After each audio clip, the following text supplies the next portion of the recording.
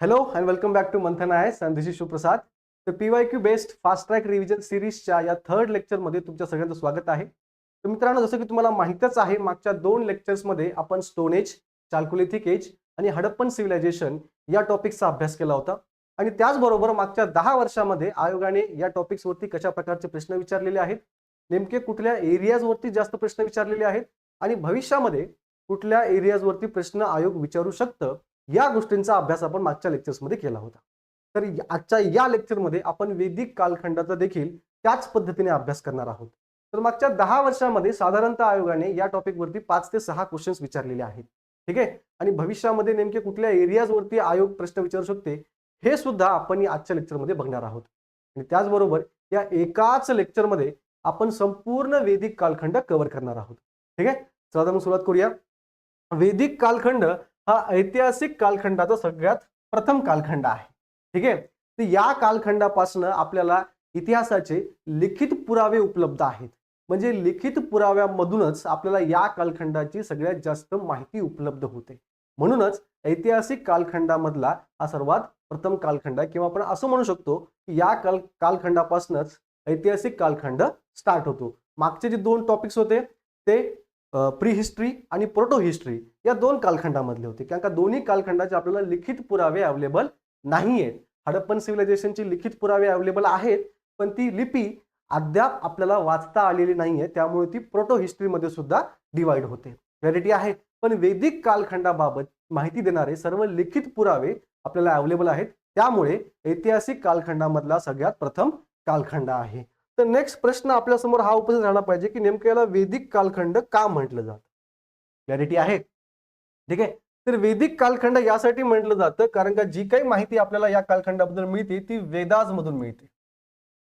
ठीक आहे. तर नेमका या वेद या शब्दाचा उगम कशापासून झालाय किंवा कुठून झालाय, तर वेद या शब्दाचा उगम झालाय विद या शब्दापासून. विद चा लिटरल मिनिंग होतो टू नो. टू नो म्हणजे काय, माहिती असणे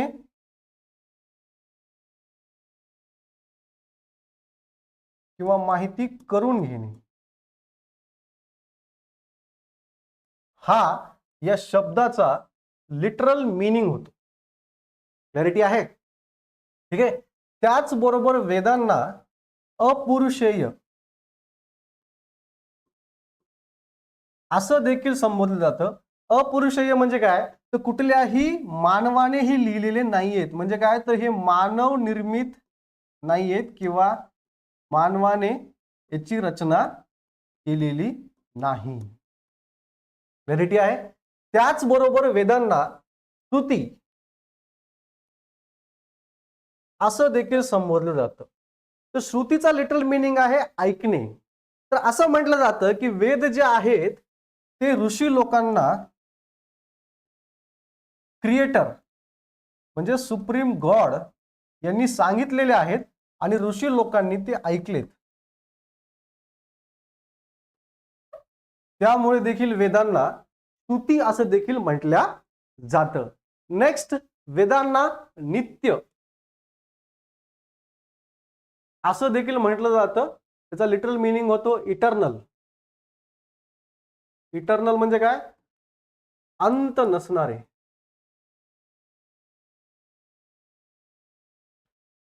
क्लॅरिटी आहे. तर वैदिक कालखंडाबद्दलची सगळीच माहिती ही जी आहे ती आपल्याला वेदांमधनं मिळते. या कालखंडामध्ये हे वेद हे रचल्या गेले होते. कुठल्या भाषेमध्ये रचल्या गेले होते, संस्कृत भाषेमध्ये रचल्या गेले होते. कोणी रचले होते, आर्यन लोकांनी रचले होते.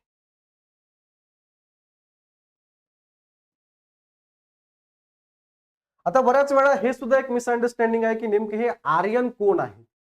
तर आर्यन हे पर्टिक्युलरली कुठला वर्ण पर्टिक्युलरली वेगळा वर्ण असलेल्या लोकांचा ग्रुप नाहीये किंवा वेगळ्या वंश असलेल्या लोकांचा ग्रुप नाहीये. तर आर्यनचा लिटरल असं मिनिंग होतो की इंडो युरोपियन भाषा बोलणाऱ्या लोकांचा वर्ग किंवा लोकांचा ग्रुप किंवा लोकांचा समूह. क्लॅरिटी आहे. आता इंडो युरोपियन लँग्वेज कुठली, तर आपण या ठिकाणी एक्झाम्पल घेऊ शकतो संस्कृतचं.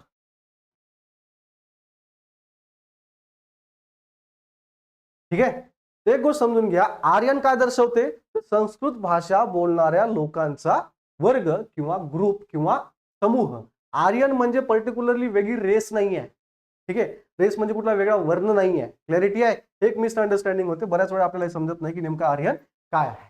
ठीक आहे, तर बऱ्याच इतिहासकारांचं म्हणणं आहे की नेमके हे आर्यन्स भारतामध्ये कुठून आले, कशा प्रकारे आले, यामध्ये बऱ्याच इतिहासकारांमध्ये वाद आहे. तर वेगवेगळ्या इतिहासकारांचे वेगवेगळ्या थिअरीज आहेत, त्या सुद्धा आपण बघून घेऊया. एक गोष्ट क्लिअर आहे की आर्यन्स भारतामध्ये बाहेरून आले. क्लॅरिटी आहे. वेगवेगळ्या इतिहासकारांनी आपल्या वेगवेगळ्या थिअरीज आपल्यासमोर मांडलेल्या आहेत. ठीक आहे, तर मॅक्स मुलर काय म्हणतो की आर्यन जे आहेत ते मध्य आशियामधून आलेले आहेत. क्लॅरिटी आहे. आणि मॅक्स मुलरचा हा सिद्धांत सर्वात मान्य असा सिद्धांत आहे. हा टेबल लक्षात करून घ्या. जोड्या लावामध्ये आयोग यावरती प्रश्न विचारू शकते, त्यामुळे या गोष्टी रिवाइज केल्या पाहिजेत, या गोष्टी आपण पाठच केल्या पाहिजेत. ठीक आहे, त्याच्यावर अजून एक इम्पॉर्टंट गोष्ट आहे की टिळकांनी सुद्धा एक सिद्धांत मांडलेला आहे की नेमकं आर्यन्स कुठून आले. तर त्यांचं असं म्हणणं आहे की आर्कटिक म्हणजे उत्तर ध्रुव या सर्कल मधून आर्यन्स भारतामध्ये आलेले आहेत. क्लॅरिटी आहे. नेक्स्ट, गार्डन चाइल्ड आणि नेहरिंग याचं असं म्हणणं आहे की दक्षिण रशियामधून आर्यन्स आलेले आहेत. LD कला यांचं म्हणणं आहे काश्मीर किंवा हिमालयन प्रदेशमधून आर्यन्स भारतामध्ये आलेले आहेत. P गंगानाथ झा यांचं म्हणणं आहे की ब्रह्मर्षी देश मधून आर्यन्स भारतामध्ये आलेले आहेत. अविनाश चंद्र दास हे असं म्हणतात की सप्तसिंधू प्रदेशामधून आर्यन्स भारतामध्ये आलेले आहेत. DS त्रिवेदी असं म्हणतात की देविका प्रदेश. स्वामी दयानंद सरस्वती आपल्या सत्यार्थ प्रकाश या ग्रंथामध्ये म्हणतात की तिबेटमधनं आर्यन्स भारतामध्ये आलेले आहेत. P जाईस असं म्हणतात की हंगेरी किंवा ड्युबन नदीच्या खोऱ्यामधून आर्यन्स भारतामध्ये आलेले आहेत. प्रापेंका आणि हर्ट यांचं असं म्हणणं आहे की जर्मनीमधून आर्यन्स हे भारतामध्ये आलेला आहेत. ठीक आहे, यावरून आपल्याला एक गोष्ट समजते की आर्यन्स भारतामध्ये बाहेरून आलेले आहेत. ठीक आहे, नॉर्थ वेस्टर्न पासवेसचा वापर करून त्यांनी भारतामध्ये एंट्री घेतलेली आहे. ठीक आहे, आणि वेगवेगळ्या इतिहासकारांनी वेगवेगळ्या थेरीज आपल्या समोर मांडलेल्या आहेत. ठीक आहे, आता या वेगवेगळ्या थेरीज त्यांनी मांडल्या, पण आपल्याला काही असा ठोस पुरावा आहे का? तर आहे, ऑब्व्हियसली आहे. बोगाच कोई शिलालेख जो आहे त्या शिलालेखामध्ये 4 ऋग्वेदिक देवतांचा उल्लेख आढळतो. कुठले देवता? इंद्र, वरुण, मित्र आणि नासत्य. नासत्य म्हणजे अश्विन कुमार.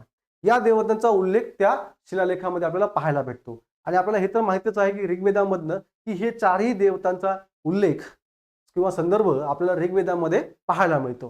ठीक आहे, त्यामुळे एक गोष्ट क्लिअर आहे की आर्यन्स भारतामध्ये मध्य आशियामधून आलेले आहेत. ठीक आहे, जो की मॅक्स मुलरचा सिद्धांत आहे. क्लॅरिटी आहे. तर नेमका हा शिलालेख काय दाखवतो? तर हा शिलालेख हित्ती आणि मितन्नी या 2 टोळ्यांमधील शांतता करार म्हणजे एक कॉन्ट्रॅक्ट दाखवतो. क्लॅरिटी आहे. आणि त्यामध्ये 4 ऋग्वेदिक देवांचा उल्लेख आपल्याला पाहायला मिळतो. त्यामुळे इतिहासकारांचा असा अंदाज आहे किंवा इतिहासकारांनी हा सिद्धांत आपल्या समोर मांडलेला आहे की आर्यन्स बहुधा मध्य आशियामधून भारतामध्ये आलेले असतील. क्लॅरिटी आहे. नेक्स्ट, ठीक आहे, थोडंसं वैदिक साहित्याबद्दल आपण जाणून घेऊया. क्लॅरिटी आहे की वेद कशा प्रकारचे आहेत, त्यांची रचना कशा प्रकारे केलेली आहे. ठीक आहे, तर वेद सगळ्यांना माहित आहे, वेद हे 4 प्रकारचे आहेत. ऋग्वेद, यजुर्वेद, सामवेद आणि अथर्ववेद. तर यामधला जो ऋग्वेद आहे याची रचना सगळ्यात आधी झाली होती. ठीक आहे, आता ऋग्वेदिक कालखंड म्हणजे या कालखंडामध्येच हे वेद लिहिल्या गेले होते का? तर अजिबात नाही. या कालखंडामध्ये हे वेद रचल्या गेले होते. क्लॅरिटी आहे. त्या काळातली शिक्षण पद्धतीच अशी होती की आर्यन लोकांना लेखन कला अवगत नव्हती. ठीक आहे, त्यामुळे गुरुकडनं शिष्याकडे मुख स्वरूपाने म्हणजे पाठांतर स्वरूपाने हे वेद ट्रान्सफर केले जात होते. म्हणजे फॉर एक्झाम्पल शाळेमध्ये किंवा आश्रमामध्ये या वेदांचं पठण केलं जाईल आणि विद्यार्थी ते ऐकत असत आणि ऐकून ते पाठ करत असत. तर कुठेही वेद लिखित स्वरूपात नव्हते या कालखंडामध्ये. हे वेद लिहिल्या गेले नंतरच्या कालखंडामध्ये जेव्हा लेखन कला अवगत झाली. ठीक आहे, तर या 4ही वेदापैकी ऋग्वेद जो आहे तो पूर्ववेदिक कालखंडामध्ये रचला गेला होता. क्लॅरिटी आहे. आणि हा वेद सगळ्यात जुना वेद आहे.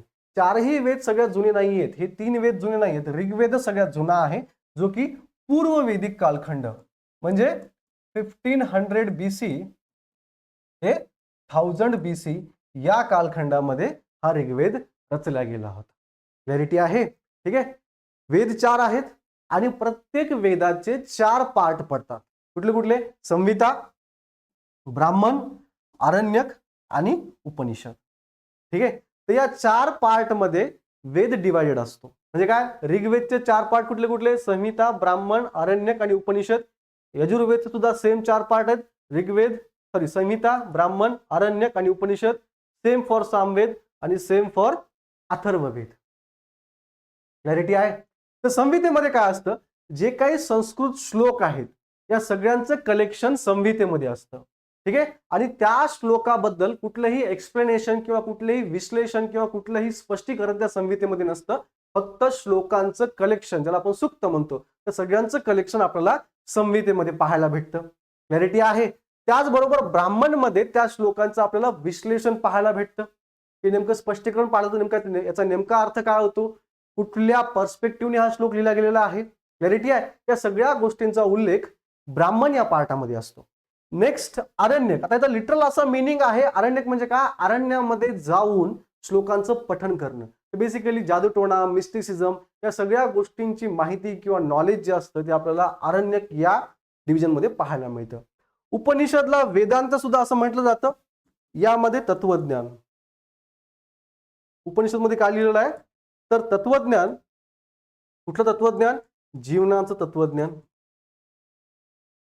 बेसिकली मानवाला तर प्रश्न पडले ना, की मी जन्माला का आलो. ठीक आहे. मी जन्माला येण्याच्या पाठीमागे उद्देश काय आहे, माझा पर्पज काय आहे, या सगळ्या गोष्टींचं तत्वज्ञान, फिलॉसॉफी आपल्याला उपनिषदमध्ये पाहायला भेटते. ठीक आहे. 4 वेद आहेत. एका वेदाचे 4 प्रकार पडतात, किंवा एक वेद 4 भागांमध्ये विभागले गेलेला आहे. कुठले कुठले भाग, संहिता, ब्राह्मण, आरण्यक आणि उपनिषद. ठीक आहे.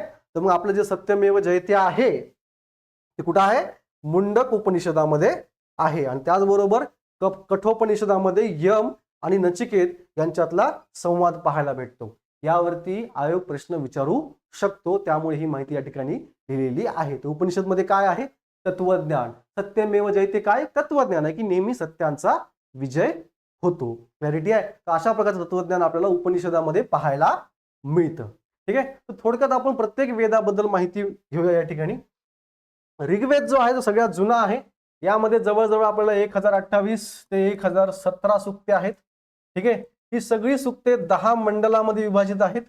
त्याचबरोबर या वेदामध्ये 8 अष्टक सुद्धा आहेत. क्लॅरिटी आहे. आता बऱ्याच जणांना असं वाटतं की संपूर्ण ऋग्वेद जो आहे तो पूर्ववेदिक कालखंडामध्ये रचून झाला होता, पण असं नाहीये.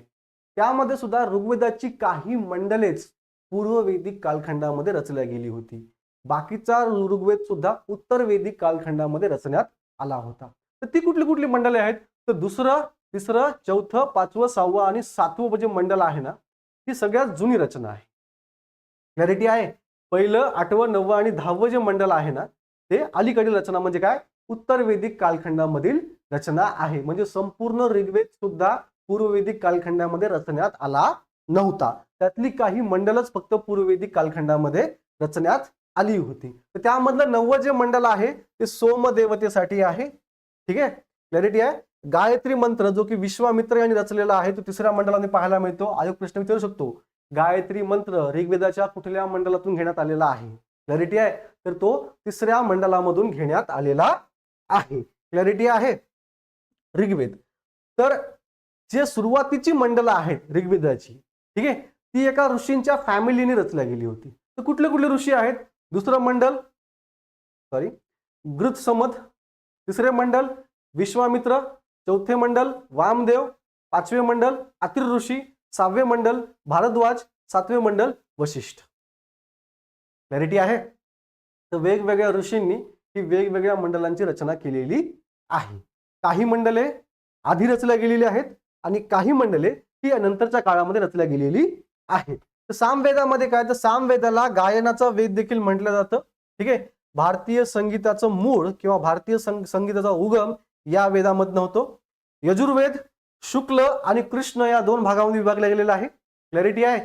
आणि अथर्व वेदामध्ये जादूटोणा, मंत्र आणि औषधोपचार.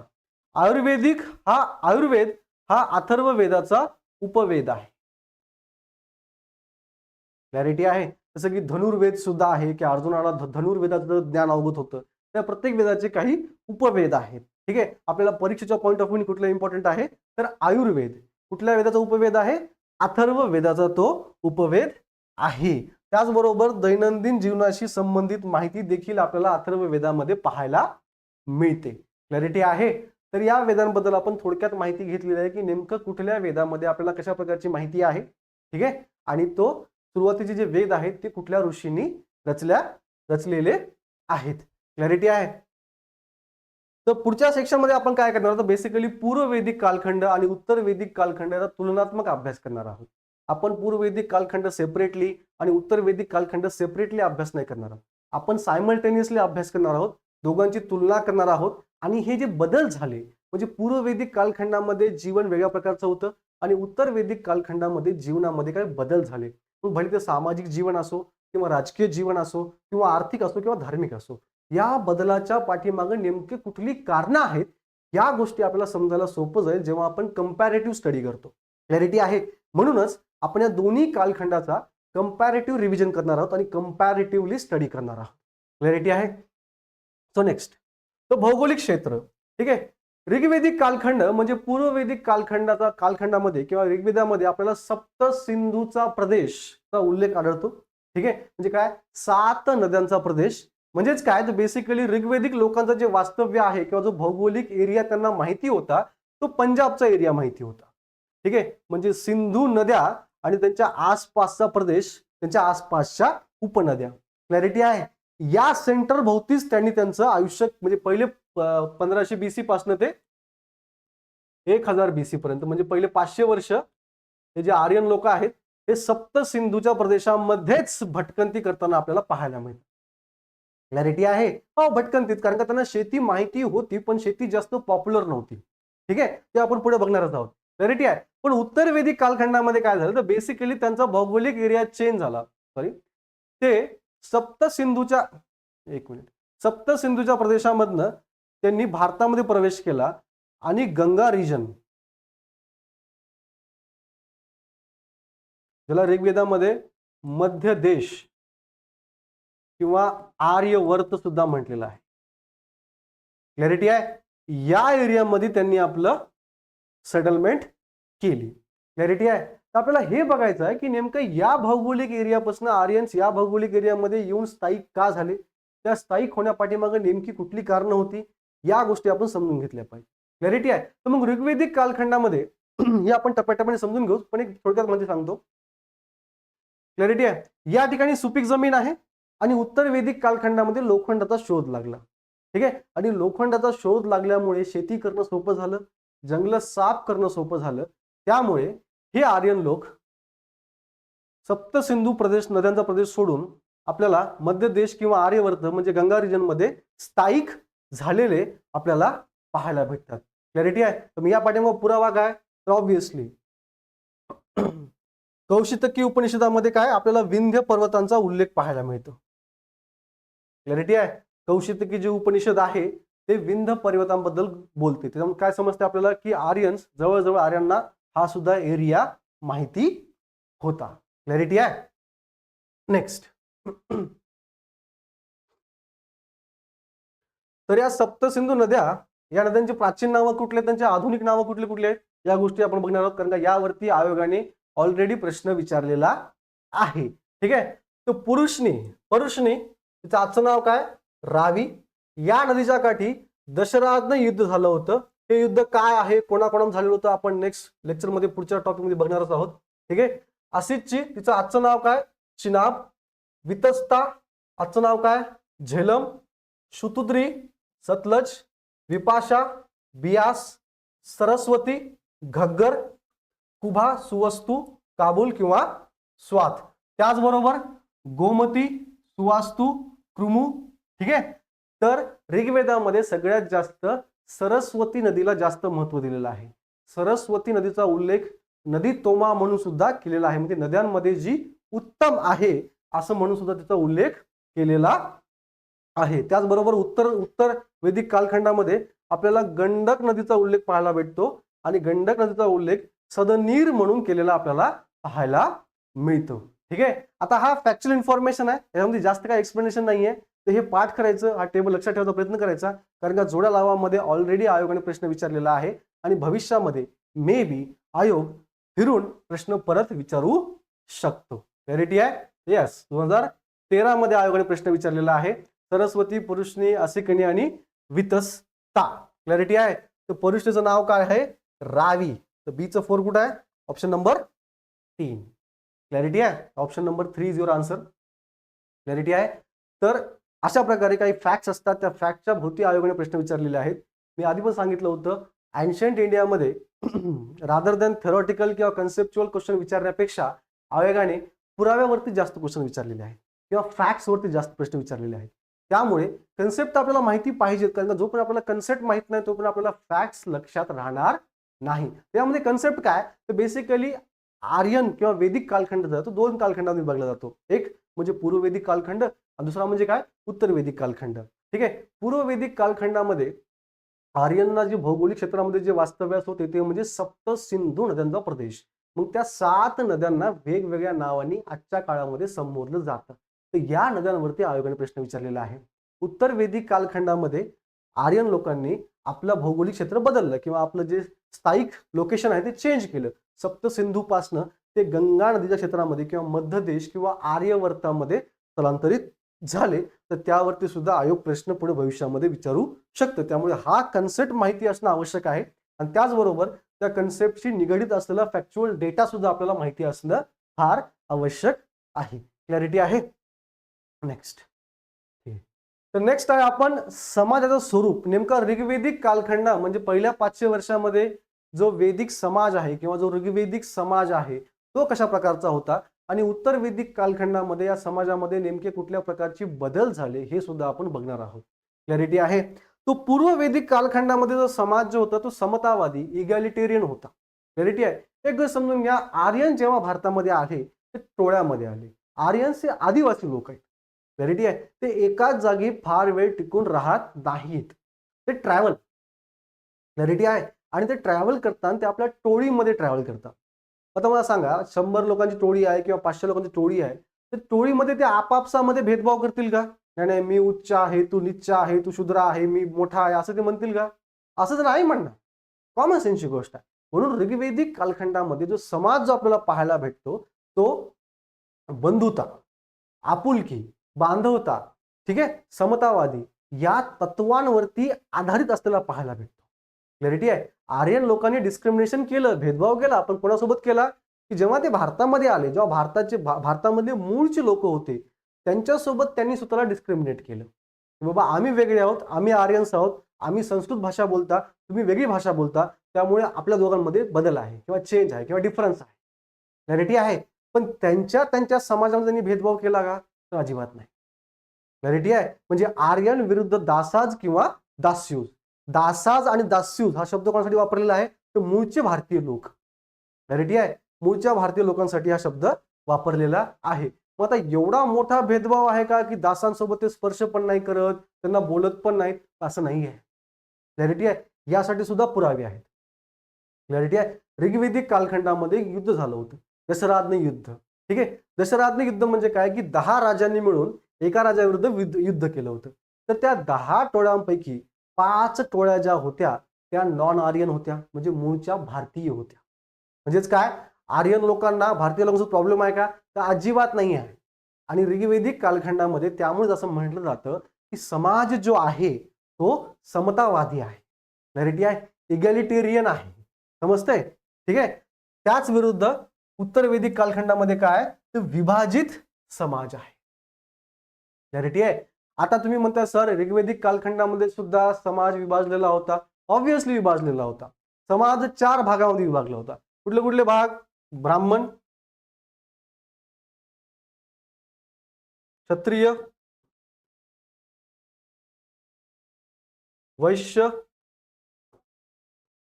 आणि शूद्र. क्लॅरिटी आहे. पण ऋग्वेदिक कालखंडामध्ये हे जे विभाजन आहे ते कठोर नाही आहे, लवचिक आहे. म्हणजे काय, हे जे विभाजन केलं गेलेलं आहे ते व्यवसायावरती अवलंबून आहे, जन्मावरती अवलंबून नाहीये. म्हणजे काय, एखादा व्यक्ती ऋग्वेदिक कालखंडामध्ये आपला वर्ण चेंज करू शकतो. म्हणजे फॉर एक्झाम्पल मी आज पूजापाठ करतो तर मी ब्राह्मण झालो. ठीक आहे. वयाच्या 25 वर्षी मला असं वाटलं की यार हे पूजापाठ करण्यामध्ये काही मजा नाही आहे, मी काय करतो, क्षत्रिय बनतो आणि मी युद्ध करतो. यू कॅन चेंज युअर वर्ण. म्हणजे तुम्ही काय करू शकता, तुमचा वर्ण तुम्ही बदलू शकता. ऋग्वेदिक कालखंडामध्ये ती लिबर्टी तुम्हाला या ठिकाणी अवेलेबल आहे.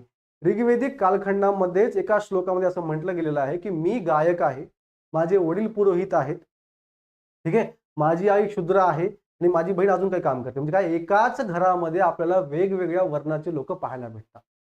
क्लॅरिटी आहे. समजतं मी काय म्हणतो ते? ठीक आहे. त्यामुळे ऋग्वेदिक कालखंडामध्ये जो समाज आहे तो वर्गीकरण केलेला आहे, म्हणजे समाजाचं वर्गीकरण आहे पण विभाजन नाही आहे. वर्गीकरण आणि विभाजन या दोन वेगळ्या गोष्टी असतात. या ठिकाणी क्लासिफिकेशन केलेलं आहे पण डिव्हिजन केलेलं नाही आहे. क्लॅरिटी आहे. फक्त एका प्रकारचं आपल्याला डिव्हिजन पाहायला भेटते ते म्हणजे आर्य विरुद्ध दासाज किंवा दास्यू, जे की मी आधी सुद्धा बोललेलो आहे. क्लॅरिटी आहे.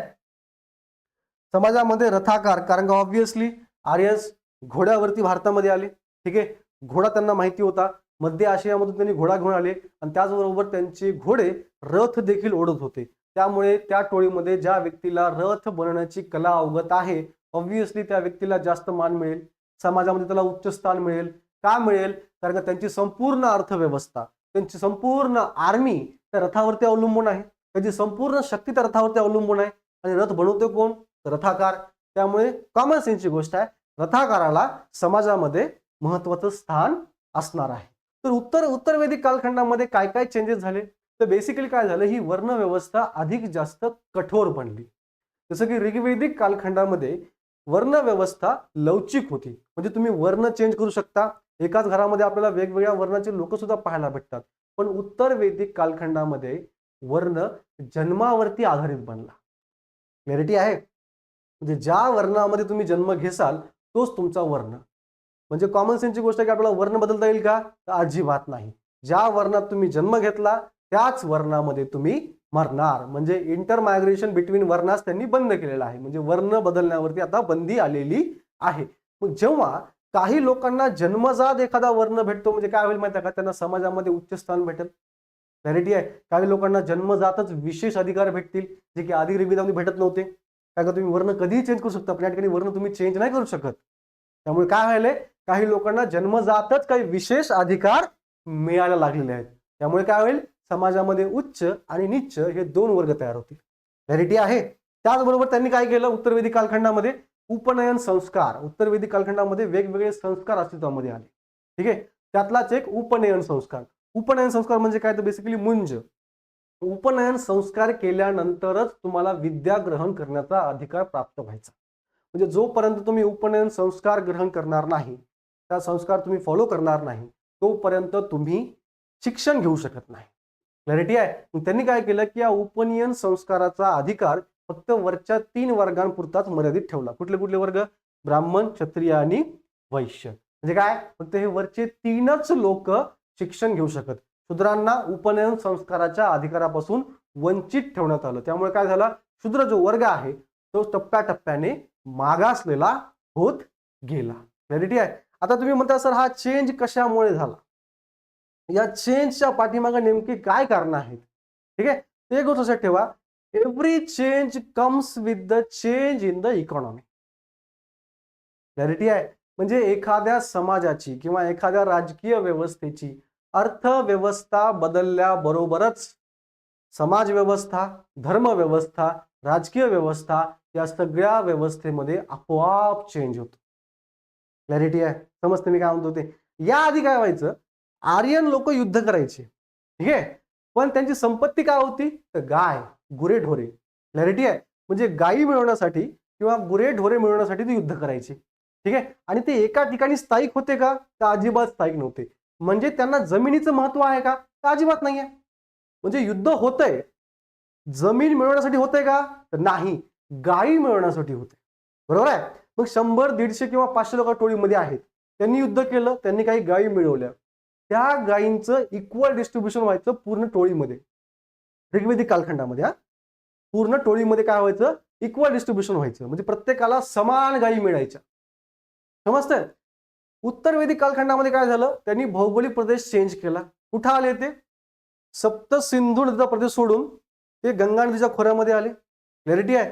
त्याचबरोबर त्यांना लोखंडाचा शोध लागला आणि त्या लोखंडामुळे शेती करणं जास्त सोपं झालं. आणि त्याचबरोबर गंगेचा सुपीक प्रदेश, त्यामुळे काय झालं, उत्पादन वाढलं. समजते मी काय म्हणतो ते. उत्पादन वाढलं, इकॉनॉमीमध्ये चेंज आला. आणि जर तुम्ही शेती करताय त्याच्यामुळे काय होईल, तुम्हाला एका ठिकाणी जास्त वेळ राहावं लागेल, तुम्हाला एका ठिकाणी स्थायिक व्हावं लागेल, जमिनीला ऑटोमॅटिक महत्व प्राप्त होईल. समजते मी काय म्हणतोय ते. क्लॅरिटी आहे.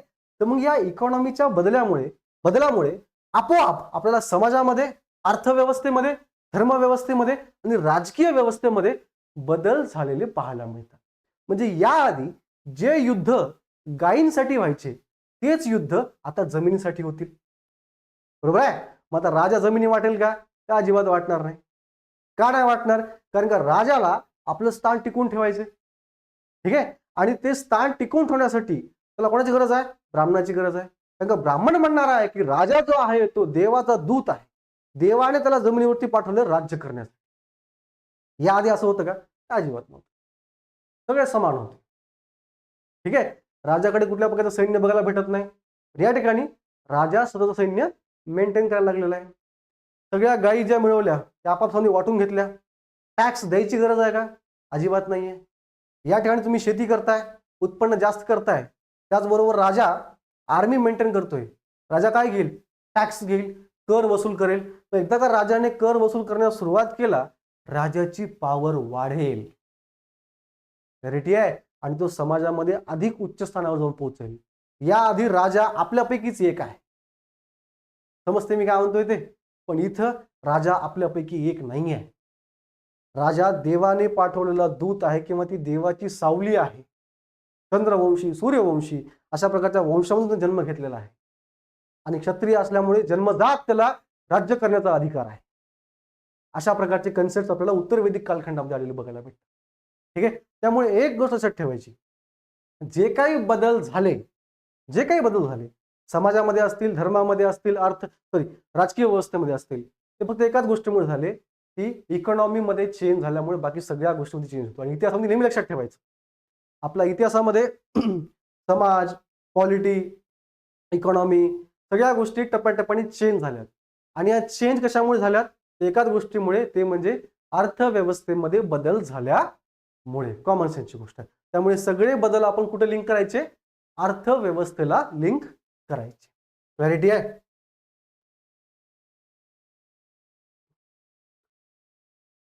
कुटुंब पद्धती पितृसत्ताक असलेल्या आपल्याला पाहायला भेटते. या ठिकाणी सुद्धा आपल्याला पितृसत्ताक कुटुंब पद्धती पाहायला भेटते. ठीक आहे. पण उत्तर वैदिक कालखंडामध्ये काय काय चेंजेस झाले? तर ज्येष्ठ वारसा हक्क निर्माण झाला. म्हणजे काय? वडिलांनंतर घरातल्या मोठ्या मुलाला संपूर्ण अधिकार मिळतात. म्हणतात लॉ ऑफ प्रिमोजिनेचर. ठीक आहे. ज्येष्ठ वारसा अधिकार हा आपल्याला उत्तर वैदिक कालखंडामध्ये पाहायला भेटतो. ठीक आहे. कुटुंब हे सगळ्यात बेसिक युनिट आहे. कुळ ज्याला आपण म्हणतो. ठीक आहे. त्या कुळामध्ये जो सर्वात ज्येष्ठ पुरुष आहे तो त्या कुळाचा प्रमुख असतो. ठीक आहे. आणि त्याच्या मृत्यूनंतर सर्वात मोठा मुलगा आहे तो त्या कुटुंबाचा प्रमुख बनतो. हा चेंज कुठं कुठं कुठं घडलाय? तर उत्तर वैदिक कालखंडामध्ये घडलेला आहे. ठीक आहे. त्याचबरोबर पूर्व वैदिक कालखंडामध्ये सुद्धा आपल्याला पुरुषार्थ नावाचा कन्सेप्ट पाहायला भेटतो. पुरुषार्थ म्हणजे काय? धर्म, अर्थ, काम आणि मोक्ष. ठीक आहे. म्हणजे एखाद्या पुरुषाच्या आयुष्यामध्ये ध्येय काय असलं पाहिजे? धर्म, अर्थ, काम आणि मोक्ष. म्हणजे आपलं एम काय असलं पाहिजे? आपल्या जीवनाच्या शेवटी आपण धर्माप्रमाणे जीवन जगलं पाहिजे. आपण अर्थ म्हणजे आपण पैसा देखील कमावला पाहिजे. आपण कर्म, काम सुद्धा केलं पाहिजे. आणि त्याचबरोबर शेवटी आपण मोक्ष देखील प्राप्त केलं पाहिजे. हा एखाद्या पुरुषाच्या किंवा एखाद्या व्यक्तीच्या जीवनाचं ध्येय असलं पाहिजे. ठीक आहे. पण उत्तर वैदिक कालखंडामध्ये काय झालं? ते ध्येय अचीव करण्यासाठी आश्रम पद्धती उगम पावलेली आपल्याला बघायला भेटते. क्लॅरिटी आहे. मग त्या आश्रम पद्धतीमध्ये काय सांगितलेलं आहे? तर बाबा तुम्ही काय केलं पाहिजे? ब्रह्मचर्य आश्रमाचं पालन केलं पाहिजे. त्यानंतर तुम्ही गृहस्थ आश्रमाचं पालन केलं पाहिजे. त्यानंतर तुम्ही वानप्रस्थाश्रमाचं पालन केलं पाहिजे. आणि शेवटी तुम्ही संन्यास आश्रमाचं पालन केलं पाहिजे. तेव्हाच तुम्हाला धर्म, अर्थ, काम आणि मोक्ष. म्हणजे काय? हा कन्सेप्ट या ठिकाणी सुद्धा आहे, पण या ठिकाणी आश्रम व्यवस्था नाहीये. म्हणजे हे प्राप्त करण्यासाठी एक पर्टिक्युलर मार्ग किंवा नियम तुम्हाला सांगितलेला नाहीये. पण उत्तर वैदिक कालखंडामध्ये हाच मोक्ष प्राप्त करण्यासाठी तुम्हाला आश्रम व्यवस्थेचं पालन करणं आवश्यक आहे. ठीक आहे. मग ही आश्रम व्यवस्था नेमकं कुठं मेन्शन केलेली आहे? तर छंदोग्य उपनिषदामध्ये आपल्याला 3 आश्रमांचा उल्लेख पाहायला भेटतो. त्यानंतर आलेल्या जबाला उपनिषदामध्ये आपल्याला 4ही आश्रमांचा उल्लेख पाहायला मिळतो. क्लॅरिटी आहे. म्हटलं जातं ना की बाबा वयाच्या 25व्या वर्षापर्यंत तुम्ही ब्रह्मचर्य आश्रम पाळला पाहिजे. म्हणजे तुम्ही विद्यार्थी जीवनामध्ये तुम्ही ब्रह्मचर्य आश्रम पाळलं पाहिजे. त्यानंतर विवाह करून तुम्ही गृहस्थ आश्रम पाळलं पाहिजे. वानप्रस्थ आश्रम म्हणजे काय, तर बेसिकली तुम्ही घरापासून थोडंसं दूर जाऊन तुम्ही वास्तव्य केलं पाहिजे. म्हणजे काय, एकदम तुम्ही संन्यास नाही होऊ शकत ना. तुमचं लेकरू आहे, बाळ आहे, नातू आहे, नात आहे, क्लॅरिटी आहे, त्यांच्यापासून एकदम दूर जास्त आठवण येते. त्यामुळे थोडंसं दूर जा, जास्त दूर जाऊ नका. म्हणजेच वानप्रस्थ आश्रम कधी कधी भेटा. ठीक आहे. आणि मग या ड्युरेशनची सवय झाल्यानंतर तुम्ही कम्प्लिटली संन्यास घ्या. मग आता तुम्हाला पोरगा नाही, पोरगी नाही, सून नाही, कोणीच नाही. समजते मी काय म्हणतो ते. तर हे 4 टप्पे आपल्याला सांगण्यात आले उत्तर वैदिक कालखंडामध्ये. काय मिळवण्यासाठी? पुरुषार्थ अचीव करण्यासाठी. म्हणजेच काय, धर्म, अर्थ, काम आणि मोक्ष. क्लॅरिटी आहे. आणि त्याचबरोबर उत्तर वैदिक कालखंडामध्ये गोत्र सिस्टीम उदयास आली. ही आपल्याला पूर्व वैदिक कालखंडामध्ये पाहायला मिळत नाही. तर या गोत्र सिस्टीमचं महत्व काय, तर सारखं गोत्र असणाऱ्या लोकांचा विवाह होऊ शकत नाही. म्हणजे काय होतं बघा, तुम्ही एक गोष्ट ऑब्झर्व केली असेल, पूर्व वैदिक कालखंडामध्ये जास्त निर्बंध किंवा नियम आपल्याला पाहायला भेटत नाही. पण उत्तर वैदिक कालखंडामध्ये आपल्याला बरेचसे निर्बंध आणि नियम तयार झालेले किंवा निर्माण केलेले आपल्याला बघायला भेटतात. क्लॅरिटी आहे. हा गोत्राचा नियम आपल्याला पूर्व वैदिक कालखंडामध्ये बघायला भेटत नाही, पण उत्तर वैदिक कालखंडामध्ये आपल्याला गोत्राचा नियम बघायला भेटतो. तो गोत्र म्हणजे काय, की 4 ऋषी वगैरे होते, थोडक्यात सांगतो. तर 4 ऋषीपासून सगळ्या जनतेचा उगम झालेला आहे. तर मग ते सेम गोत्र असलेल्या लोकांचा विवाह होऊ शकत नाही, कारण का ते बेसिकली भाऊ बहीण ठरतात, असं काहीतरी आहे. क्लॅरिटी आहे. तर आपल्या एक्झामसाठी काय इम्पॉर्टंट आहे, तर गोत्र पद्धती केव्हा विकसित झाली, तर उत्तर वैदिक कालखंडामध्ये विकसित झाली. क्लॅरिटी आहे. हा, हे आयोगाचा नेहमी फेवरेट टॉपिक राहते, नेमकं स्त्रियांचं स्थान काय. ठीक आहे. तर ऑब्व्हियसली पूर्व वैदिक कालखंडाने आपण बघितलं की समाजामध्ये समानता आहे, तर स्त्रियांना सुद्धा मानाचं स्थान आहे. आपल्याला बालविवाह या सगळ्या गोष्टी बघायला भेटत नाहीत. मुलींचा विवाह 16व्या किंवा 17व्या वर्षी व्हायचा, म्हणजे तो बालविवाह म्हटला जात नाही. ऑफकोर्स त्या काळामध्ये 16-17 म्हणजे खूप मोठी मुलगी झालेली आहे. बालविवाह म्हणजे 13 वर्षाचा खाली विवाह करणे. क्लॅरिटी आहे. किंवा 13 वर्षाच्या आसपास विवाह करणे. समजते मी काय म्हणतो ते. तर बालविवाह बघायला भेटत नाही. स्त्रियांना शिक्षणाचा अधिकार आहे. ठीक आहे. ऋग्वेदामध्ये बऱ्याचशा कवयित्रींचा आपल्याला उल्लेख पाहायला भेटतो. अपाला, घोषा, लोपामुद्रा, विश्ववरा. क्लॅरिटी आहे. आणि त्याचबरोबर स्त्रियांना सभा, विधत यासारख्या राजकीय असेंब्लीजमध्ये सुद्धा सहभाग घेण्याचा अधिकार होता. म्हणजे काय, स्त्रियांना राजकीय अधिकार आहेत, स्त्रियांना सामाजिक अधिकार आहेत. सामाजिक अधिकार असणं म्हणजे काय, तर वडिलांच्या संपत्तीमध्ये स्त्रियांना अधिकार असणं, समाजामध्ये उच्च स्थान असणं. ठीक आहे. राजकीय निर्णयामध्ये सहभाग घेणं. स्त्रिया सभा आणि विधतमध्ये सहभाग घेतात, म्हणजे त्यांना राजकीय अधिकार आहे. संपत्तीमध्ये त्यांना अधिकार आहे, म्हणजे त्यांना सामाजिक अधिकार आहे. क्लॅरिटी आहे. शिक्षण घेण्याचा अधिकार आहे. ठीक आहे. एक स्त्री पूजा पाठ म्हणजे पुरोहितपणा सुद्धा करू शकते, म्हणजे धार्मिक अधिकार सुद्धा आहे. क्लॅरिटी आहे. म्हणजे काय, स्त्रियांना सगळ्या प्रकारचे अधिकार असलेले आपल्याला पाहायला भेटतात. क्लॅरिटी आहे. पण उत्तर वैदिक कालखंडामध्ये या परिस्थितीमध्ये आपल्याला चेंज झालेला पाहायला भेटतो. जसं की आपण बघितलं, उपनयन संस्कार म्हणजे काय, शिक्षण घेण्याचा अधिकार हा फक्त आणि फक्त वरच्या 3 वर्णापुरता मर्यादित ठेवला होता. त्याचबरोबर जसं शूद्रांना त्यांनी बंदी आणले की शूद्र सध्या उपनयन संस्कार करू शकत नाहीत, त्याच पद्धतीने स्त्रिया सुद्धा उपनयन संस्कार करू शकत नाहीत. द मुवमेंट स्त्रियांना उपनयन संस्काराचा अधिकार डालवण्यात आला, स्त्रियांना शिक्षणाचा अधिकार सुद्धा नकारण्यात आला. क्लॅरिटी आहे. ठीक आहे. तर राजकीय अधिकार काढून घेण्यात आले, सभेमध्ये प्रवेश नाकारला, गंधर्व विवाह करण्यास मनाई. आता गंधर्व विवाह काय, तर बेसिकली गंधर्व विवाह म्हणजे प्रेम विवाह. जेव्हा एखादा मुलगा आणि मुलगी स्वतःच्या पसंतीने एकमेकांसोबत विवाह करतात, म्हणजे पूर्व वैदिक कालखंडामध्ये प्रेमविवाह करण्यास परमिशन होती, पण ती उत्तर वैदिक कालखंडामध्ये ती परमिशन नाकारण्यात आली, जी आजपर्यंत नाकारण्यात येत आहे. क्लॅरिटी आहे. त्यानंतर ऐत्रेय ब्राह्मण मध्ये आपल्याला काय बघायला भेटतं, तर मुलीचा जन्म म्हणजे वडिलांसाठी दुःखाचं कारण आहे, आणि मुलाचा जन्म म्हणजे काय, तर तो कुळाचा रक्षक आहे. अशा प्रकारचे कन्सेप्ट उदयास आले. हाच कन्सेप्ट आपल्याला पूर्व वैदिक काळात बघायला भेटतो का, तर अजिबात नाही. मुलगा हो मुलगी हो दोघांचं सारखं स्वागत केलं जायचं. पण उत्तर वैदिक कालखंडामध्ये पुत्र प्राप्तीसाठी सुद्धा यज्ञ आणि हवन केले जायचे. व्हेरिटी आहे. पण ते यज्ञ आणि हवन आपल्याला पूर्व वैदिक कालखंडामध्ये बघायला मिळत नाहीत. त्यामुळे थोडक्यात काय म्हणता येईल की स्त्रियांची जी परिस्थिती आहे ती उत्तर वैदिक कालखंडामध्ये खाली गेलेली आपल्याला बघायला भेटते.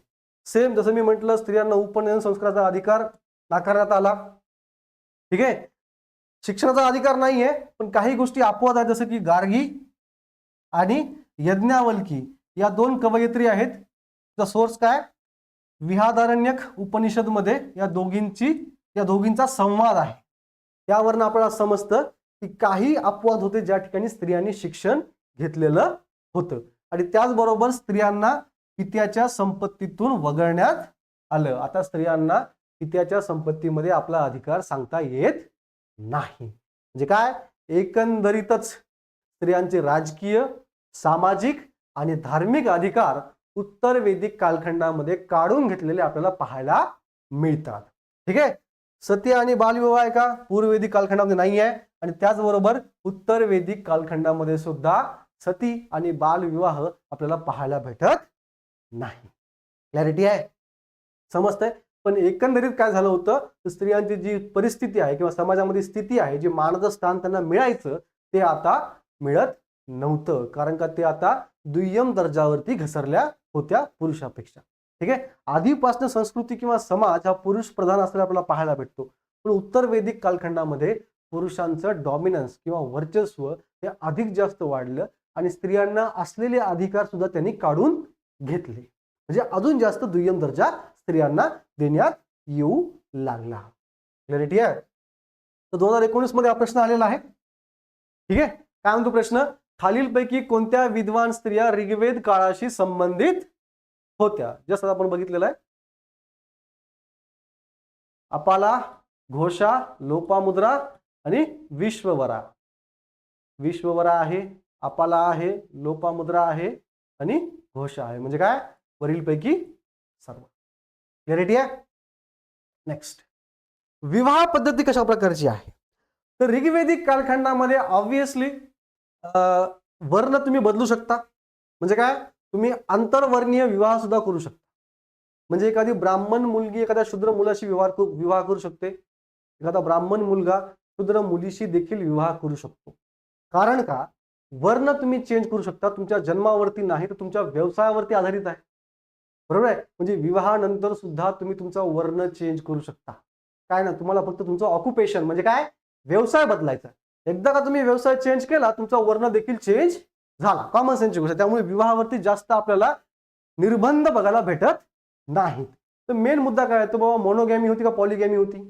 म्हणजे एकच पत्नी लोक घ्यायचे का बहुपत्नीत्व होतं? तर ऑब्व्हियसली एक पत्नीत्वाला जास्त सन्मान दिला जायचा. बहुपत्नीत्व अजिबात अस्तित्वात नव्हते किंवा त्याला प्रोत्साहन दिले जात नव्हते. म्हणजे काही लोक करायचे, प्रत्येक समाजामध्ये काही नासके आंबे असतात. ठीक आहे. पण बहुपत्नीत्वाला प्रोत्साहन दिलं जात नव्हतं किंवा त्या समाजामध्ये कॉमन गोष्ट नव्हती. एक पत्नीत्वच कॉमन होतं आणि एक पत्नीत्वच आदर्श मानलं जायचं किंवा आदर्श जीवनाचं बेसिक मूळ मानलं जायचं एक पत्नीत्व. उत्तर वैदिक कालखंडामध्ये सुद्धा एक पत्नीत्वच आदर्श होतं, पण या ठिकाणी आपल्याला बहुपत्नीत्वाचं प्रमाण वाढलेलं बघायला भेटते. क्लॅरिटी आहे? ऑब्व्हियसली कॉमन सेन्सची गोष्ट आहे. स्त्रियांना दुय्यम दर्जा मिळालाय म्हणजे पुरुषांना काय वाटणार की आम्ही स्त्रियांपेक्षा वरचढ आहोत. Obviously they are going to get multiple wifes. समजतंय? क्लॅरिटी आहे? आणि या चेंजमुळेच ठीक आहे समाजामध्ये पूर्व वैदिक कालखंडापासून उत्तर वैदिक कालखंडाकडे जाताना एक पर्टिक्युलर चेंज होतोय आणि त्या चेंजमुळेच विवाह करण्याबाबत एक नवीन नवीन नियम काढण्यात आले, नवीन नवीन निर्बंध लादण्यात आले. ठीक आहे. विवाहांना 8 प्रकारामध्ये वर्गीकरण करण्यात आलं. हे 8 प्रकार कुठले कुठले आहेत? ब्रह्मविवाह, दैवविवाह, आर्षविवाह, प्रजापत्य विवाह, गंधर्व विवाह, असुर विवाह, राक्षस विवाह आणि पिशाच विवाह. ठीक आहे.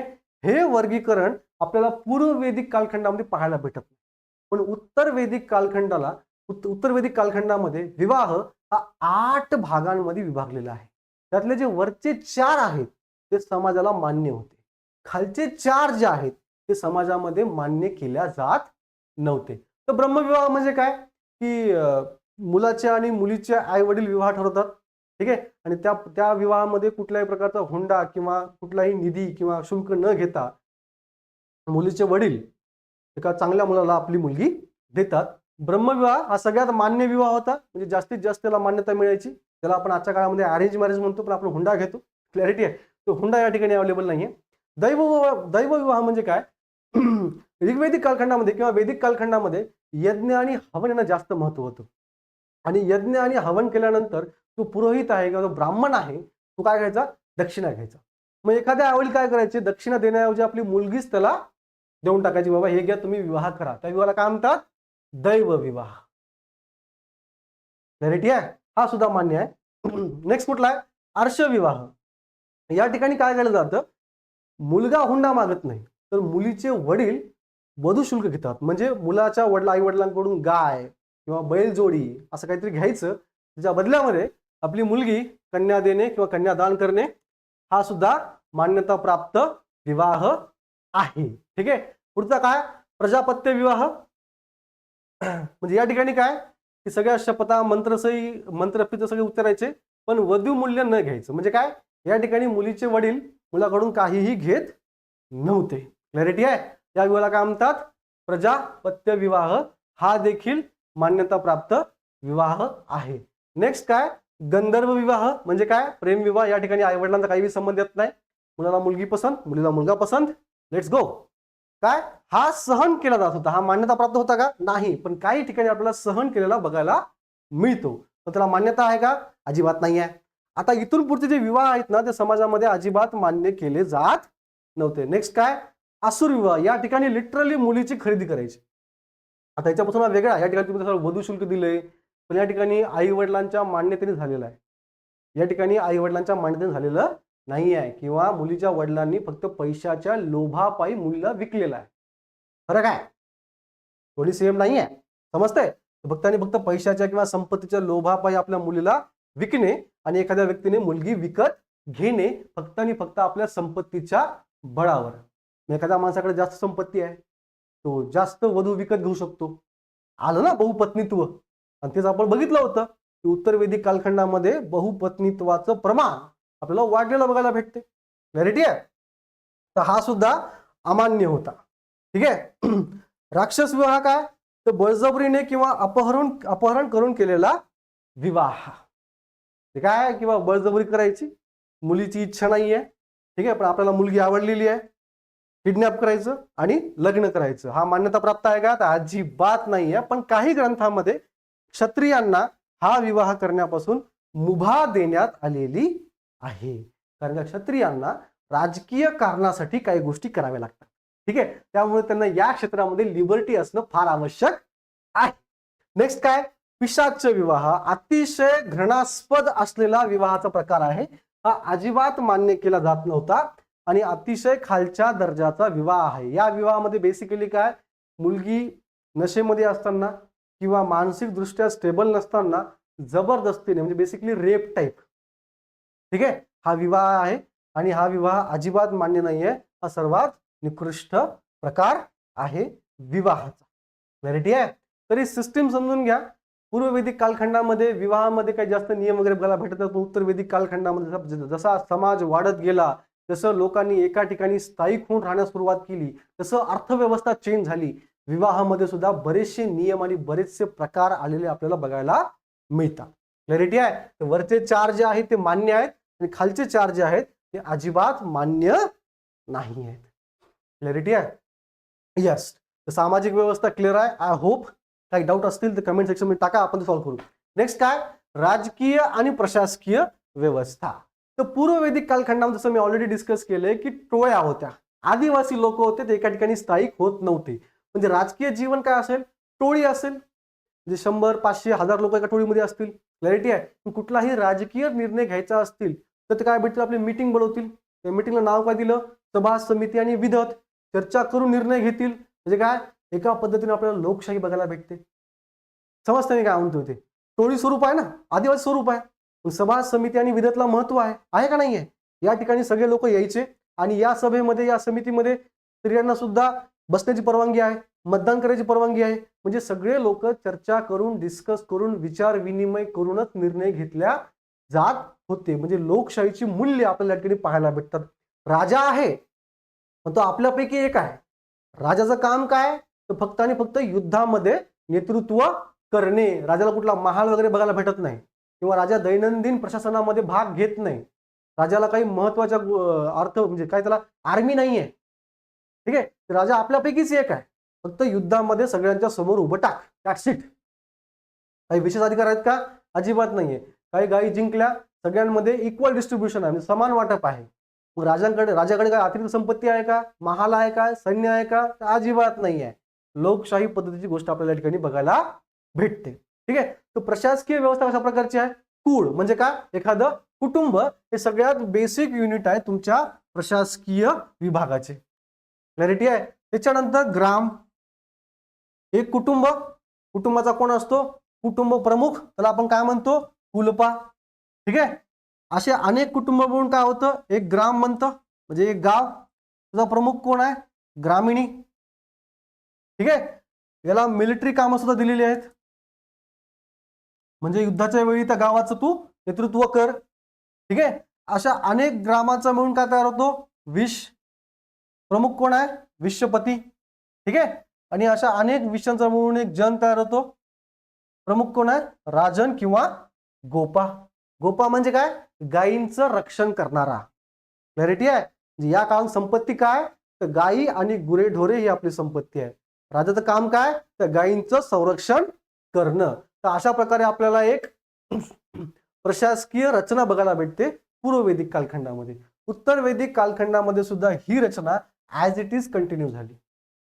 याचा अर्थ असा नाही की कुळ, ग्राम, विश आणि जन हे उत्तर वैदिक कालखंडात नाहीशी झाली, अजिबात नाही. फक्त उत्तर वैदिक कालखंडामध्ये काय काय चेंजेस झाले, तर बेसिकली काय झालं? शहरं उदयास झाली, तिथे काय स्थायिक झाले, शेती करायला लागले, उत्पादन वाढलं, हळूहळू नगरामध्ये रूपांतर झालं. जी छोट्या छोट्या टोळ्या होत्या जन नावाच्या, त्याचं जनपदामध्ये रूपांतर झालं, आणि जनपदांचं रूपांतर महाजनपदामध्ये रूपांतर झालं. म्हणजे काय? छोटंसं राज्य, छोटीशी टोळी पासून राज्य ते साम्राज्य. क्लॅरिटी आहे.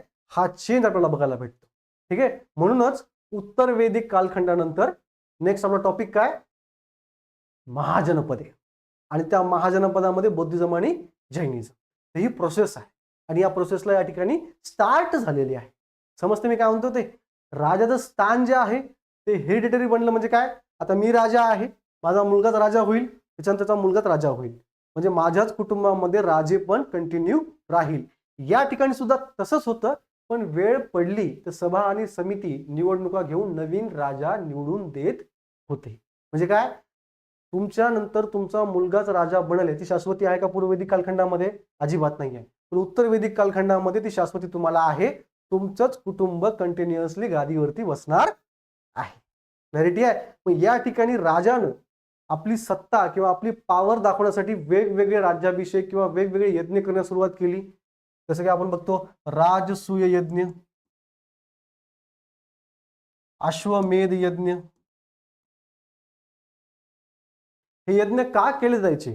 तर बेसिकली सगळ्या लोकांना राजाची संपत्ती, प्रतिष्ठा, मान सन्मान दाखवून देण्यासाठी.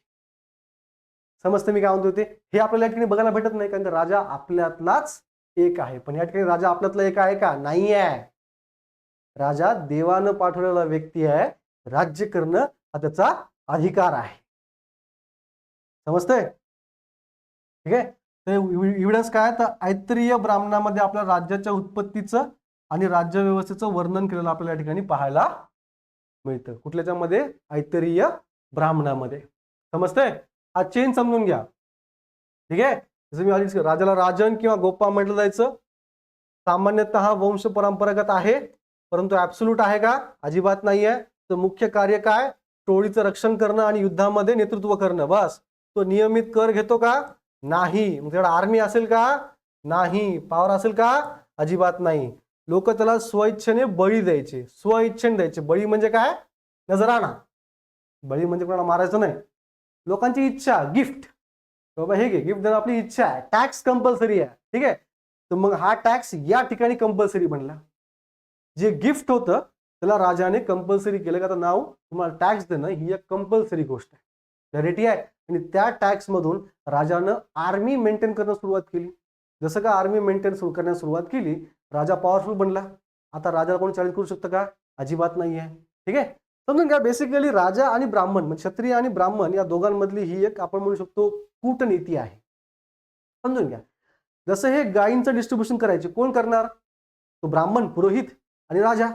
ठीक आहे. जे आपण म्हणतो करप्शन, ते करप्शन त्या काळापासून स्टार्ट आहे.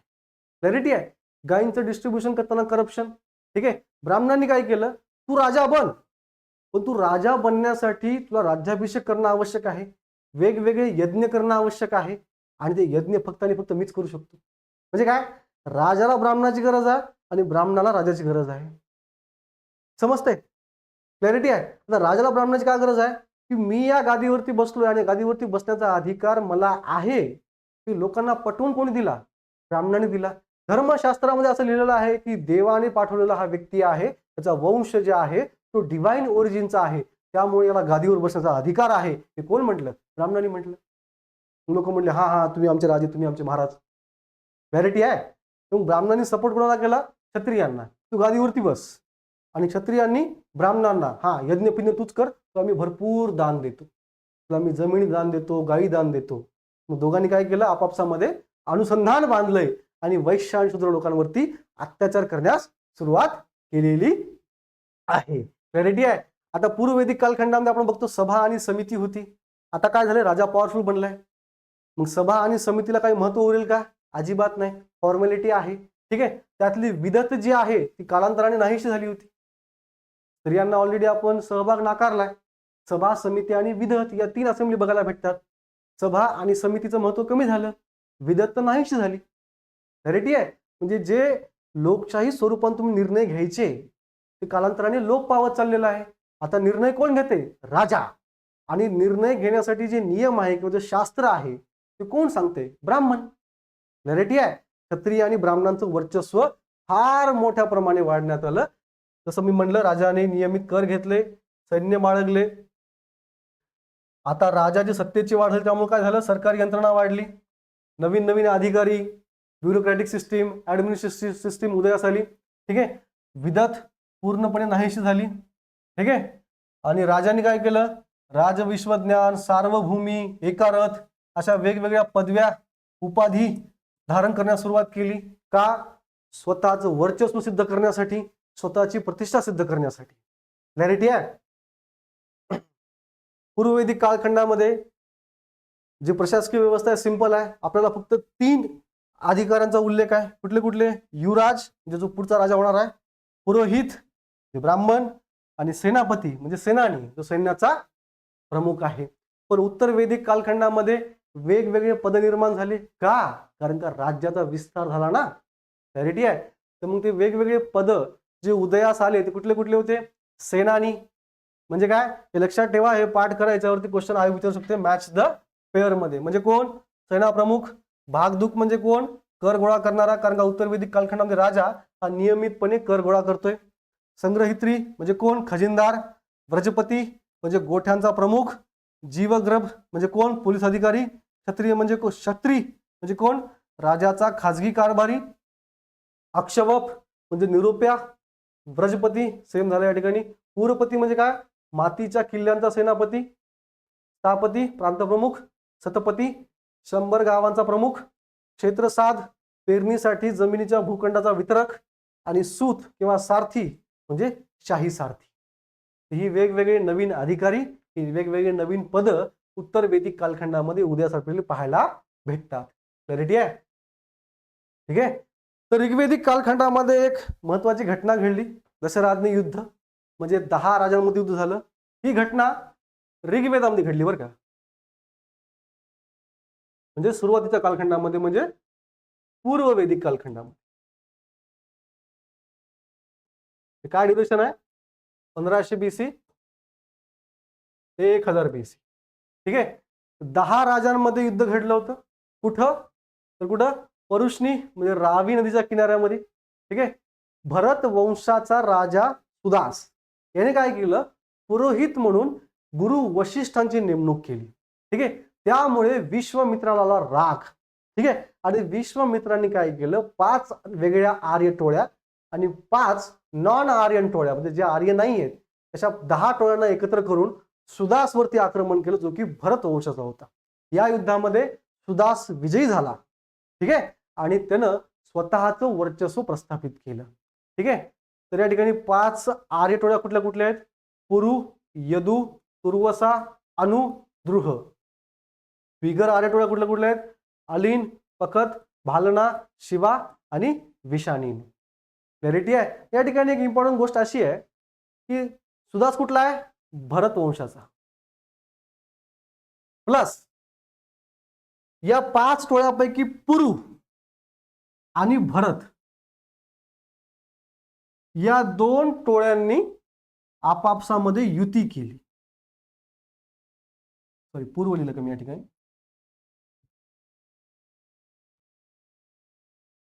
ठीक आहे, या ठिकाणी लिहितो मी भरत आणि पुरु या 2 टोळ्यांनी आपापसामध्ये युती केली आणि कुरु वंश उदयास आला.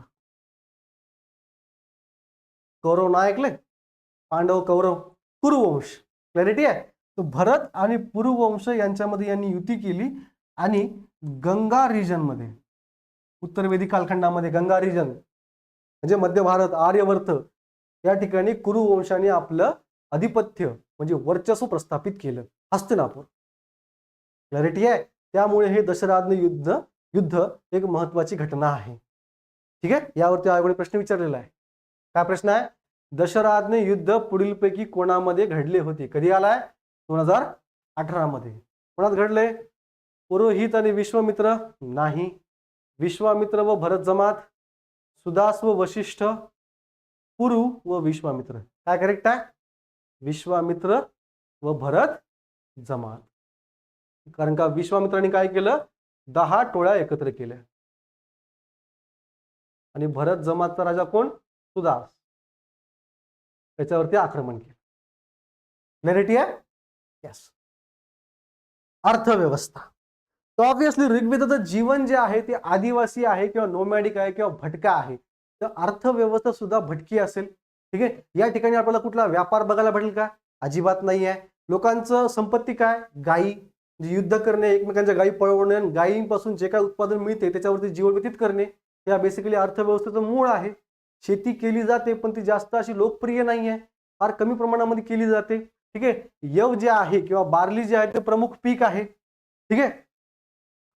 नाणी व्यापार केला जात नाही. मग नाणी अस्तित्वामध्ये असतील का? तर अजिबात नाहीये. ठीक आहे. मग देवाणघेवाण कशी केली जायची? वस्तू विनिमय. ठीक आहे. आणि गाय आणि निष्क.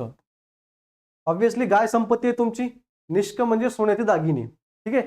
या 2 गोष्टींचा वापर करून त्यांनी आपापसामध्ये व्यापार करत होते. पण व्यापाराचं प्रमाण जे अतिशय कमी आहे. म्हणजे फक्त आपापसामधला व्यापार. कोणाला काय पाहिजे? ही घे एक गाय, माते दे. ही घे एक सोन्याचा दागिना, माते दे. बस संपला विषय. ठीक आहे. अशी जास्त कॉम्प्लेक्स अशा व्यापारी पद्धती बघायला भेटते का? नाही. कारण काही लोक कधी थांबलेच नाहीत ना. ते नोमॅडिक लोक आहेत. हे नेहमी प्रवास करत राहतात. ठीक आहे. त्यामुळे व्यापाराचं जे प्रमाण आहे ते फार कमी आहे. ठीक आहे. वैदिक लोकांना मांजर माहित आहे, उंट माहित आहे, पण वाघ माहिती नाहीये. ठीक आहे. सिंह माहित आहे, हत्ती माहित आहे आणि डुक्कर सुद्धा माहिती आहे. ठीक आहे. आता ही ऋग्वेदिक कालखंडामधली अर्थव्यवस्था आहे. अतिशय सोपी आदिवासी स्वरूपाची. शेती आहे पण जास्त मोठ्या प्रमाणात नाहीये.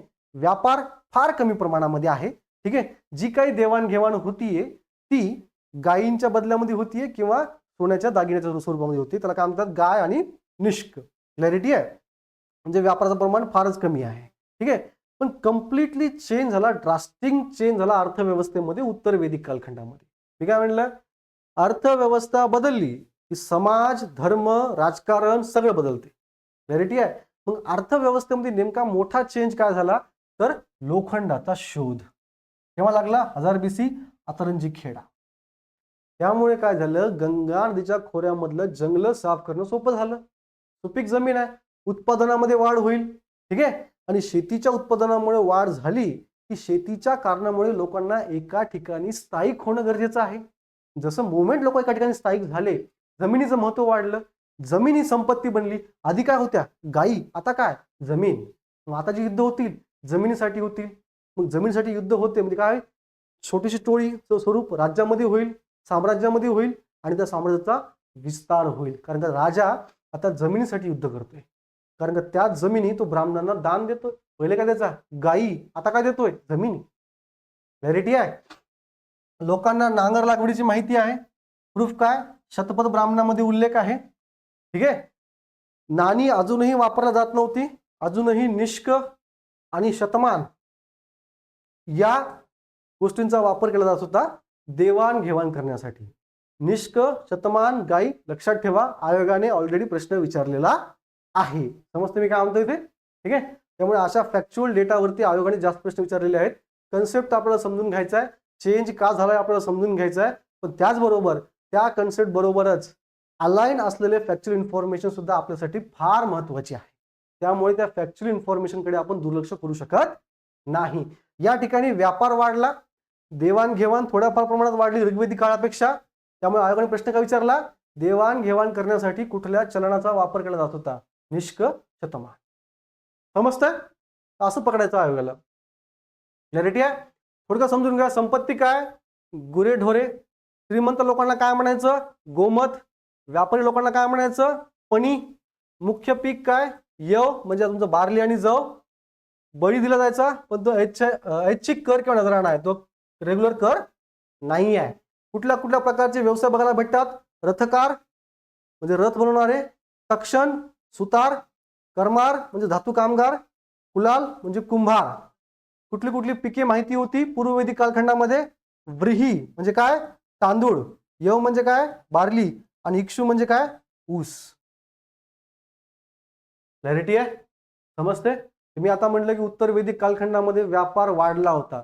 तर पुरावा काय? तर अथर्व वेदामध्ये कपडे म्हणजे काय? दूरशा आणि बकरीच्या कातडीचा म्हणजे काय? अजीन यांचा व्यापाराचा उल्लेख आपल्याला पाहायला भेटतो. हे इम्पॉर्टंट आहे. क्वेश्चन आयोग विचारू शकते. व्यापार वाढला. कशामध्ये व्यापार व्हायचा? कापड म्हणजे काय? दूरशा आणि बकरीची कातडी. जरा शब्द काय वापरलाय? अजीन. ठीक आहे. तर हे पूर्वीचे शब्द आणि आत्ताचे शब्द याची एक लिस्ट बनवा. ठीक आहे. आणि हे पाठ करा. कारण जोड्या लावामध्ये आयोगाने विचारण्याची शक्यता जास्त आहे. क्लॅरिटी आहे? मग या ठिकाणची पिके कुठली कुठली आहेत? तांदूळ, मूग नवीन पीक आलंय, यव आधीच आहे, इक्षू बी आधीच आहे, व्रीही सुद्धा आधीच आहे, मुद्र म्हणजे मूग हे नवीन पीक आलेलं आहे. तर मगापासून मी म्हणतोय की वैदिक कालखंडाबद्दल आपल्याला जी काही माहिती मिळते ती आपल्याला वेदांमधून मिळते. म्हणजे वेद हे लिखित स्वरूपामध्ये आहेत, नंतरच्या काळात ते लिहिले गेले होते. मग असा प्रश्न येत नाही का की सर फक्त आपल्याला काही पुस्तकामधून याची माहिती भेटते? ठीक आहे. पण आर्किओलॉजिकल एक्सकॅव्हेशन मध्ये ठीक आहे आपल्याला काही वस्तू मिळाल्या, तसं आपल्याला स्टोन एज मध्ये काही दगडापासून बनवलेले धातू मिळाले, सॉरी अवजार मिळाले, हडप्पा संस्कृतीचे आपल्याला अवशेष भेटले. ठीक आहे. तसे या संस्कृतीचे किंवा या वस्तीचे आपल्याला काय अवशेष मिळालेत का? ऑब्व्हियसली दोन्ही पुरावे पाहिजेत ना आपल्याला. फक्त कोणतरी लिहून ठेवले म्हणून अशी कल्चर किंवा वैदिक संस्कृती होती असे म्हणता येणार नाही. आपल्याला काही भौतिक पुरावे सुद्धा मिळाले पाहिजेत. तर याचे भौतिक पुरावे आपल्याला मिळालेत. ठीक आहे. तर काय म्हणतो आपण? चित्रित धुसर मृदभांडी संस्कृती, पेंटेड ग्रेवेअर, इसवी सन पूर्व 1100 ते 600 BC. क्लॅरिटी आहे? तर कन्फ्यूज नाही व्हायचं. काही वेळा आयोगाने समजा हा शब्द वापरला किंवा या संस्कृतीला उल्लेख करण्यासाठी काही पुस्तकामध्ये समजा ही टर्म वापरली असेल तर कन्फ्यूज व्हायचं नाहीये. ते वैदिक कालखंडाबद्दल बोलतायत. वैदिक कालखंडाची सगळ्यात जास्त माहिती आपल्याला वेदामधून भेटते, जे की एक पुस्तक आहे. ठीक आहे. पण भौतिक पुराव्याची जर आपण गोष्ट केली तर आपल्याला काही भौतिक पुरावे सुद्धा भेटलेले आहेत. Printed grey ware culture. ठीक आहे. याला आपण वैदिक कालखंडासोबत आपण असोसिएट करू शकतो. क्लॅरिटी आहे? तर 2018 मध्ये आयोगाने परत प्रश्न विचारलेला आहे. काय? तक्षण, भागदूग, क्षत्री आणि विदत. ठीक आहे. आता रिसेंटली आपण बघितलं तक्षण म्हणजे काय? सुतार. भागदूग म्हणजे कर वसूल करणारा. क्षत्री म्हणजे काय? राजाचा खास कारभारी. आणि विदत म्हणजे काय? पुरुष आणि स्त्रिया भागीदार कार्यमंडळ. तर या सगळ्या जोड्या या ॲज इट इज बरोबर आहेत. पर्याय क्रमांक 3. क्लॅरिटी आहे? मी म्हटलं ना जोड्या लावावरती आयोग प्रश्न विचारू शकते. 2023 मध्ये प्रश्न आलेला आहे. काय प्रश्न आहे? वैदिक काळात व्यापारात विनिमयाचे माध्यम काय होते? निष्क होतं का? यस. शतमान होतं का? यस. तर आपल्याला गण, श्रेणी आणि कृष्णल बद्दल काही माहिती नाहीये. पर्याय क्रमांक 1 आणि 3 कुठल्या ऑप्शन मध्ये आहेत? त्याच्यामध्ये 1 आहे पण 3 नाहीये. कटलं. 3 आहे पण 1 नाहीये. कटलं. 1, 2, 4 आणि 5 आहे पण 3 नाही आहे. 1, 3 आणि 5 आहे. येस. पर्याय क्रमांक 4. क्लॅरिटी आहे? So this is how you can tackle the question, म्हणजे अशा प्रकारे तुम्ही क्वेश्चनला टॅकल करू शकता. ठीक आहे, समजतंय. गण बेसिकली ही सुद्धा एक सभा होती. जसं आपण म्हणलं सभा, समिती, विधत आणि गण, गण सुद्धा एक भाग आहे. कृष्णल हे लोखंडाला म्हटलं जातं, कारण लोखंड काळा असतं ना, त्यामुळे कृष्ण. क्लॅरिटी आहे, समजतंय. जास्त कन्फ्युज व्हायचं ना बाकीचा मिनिंग काय आहे. यस, धर्म आणि तत्वज्ञानामध्ये काय काय फरक झालेला आहे. ठीक आहे, तर ऑब्व्हियसली अर्थव्यवस्था बदलल्यानंतर धर्म सुद्धा चेंज होईल. तो पूर्ववेदिक कालखंडामध्ये निसर्गातच मानवीकरण केलेलं बघायला भेटते. म्हणजे निसर्गामध्ये ज्या काही गोष्टी आहेत ज्या आर्यन लोकांना समजल्या नाही, त्या गोष्टींना आर्यन लोकांनी देव म्हटलं. ठीक आहे, तर सगळ्यात पॉप्युलर देव कोण आहे? इंद्र, ज्याला युद्धाचा देवता सुद्धा म्हटलं जातं, ज्याला पुरंदर म्हणजे काय, किल्ले नष्ट करणारा म्हणून सुद्धा उल्लेख केलेला आहे. जवळपास 250 सूक्त या इंद्रदेवाला डेडिकेट केलेली आपल्याला बघायला मिळतात. ठीक आहे, यज्ञ हा धर्माचा आपला केंद्रबिंदू आहे. म्हणजे आजच्या काळात तुम्ही जप करता, नामस्मरण करता किंवा देवाला पाया पडता, हे आपली भक्ती करायचा एक मार्ग आहे.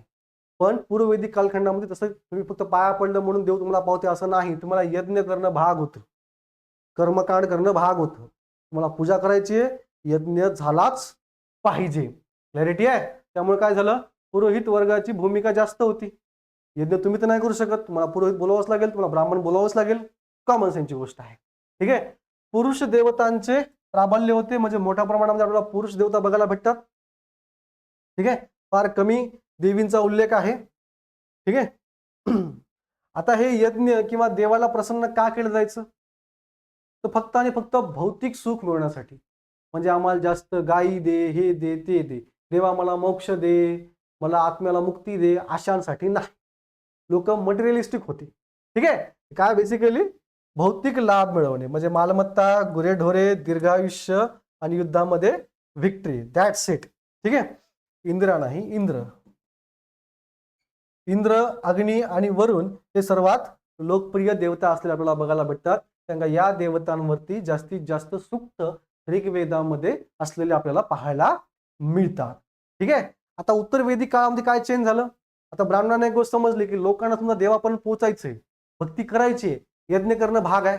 मग मी काय करतो, ते यज्ञ करायचं जे नॉलेज आहे ते माझ्या पुरतच मी मर्यादित ठेवतो. ठीक आहे, आणि यज्ञ अजून जास्त मी किचकट बनवतो. ऑब्व्हियसली ना, एक्सप्लॉटेशन संधी आहे. म्हणजे ज्याला चान्स भेटेल ना तो बाकीच्या लोकांची पिळवणूक करेल. दॅट्स इट, हे कन्फर्म आहे. आपण फक्त ब्राह्मणांना दोष नाही देऊ शकत. इव्हन आजच्या काळामध्ये ज्या लोकांना पॉवर मिळते किंवा सत्ता मिळते किंवा पैसा मिळतो ना, तो बाकीच्यांचं एक्सप्लॉटेशन करणार म्हणजे करणार, हे विधिलिखित आहे. कारण का पॉवर करप्ट्स आणि ऍब्सोल्यूट पॉवर करप्ट्स ऍब्सोल्युटली. त्यामुळे 3000 किंवा 4000 वर्षापूर्वी झालेल्या गोष्टींबद्दल आपण लोकांना दोष नाही देऊ शकत. सिंपल लॉजिक आहे ना रे.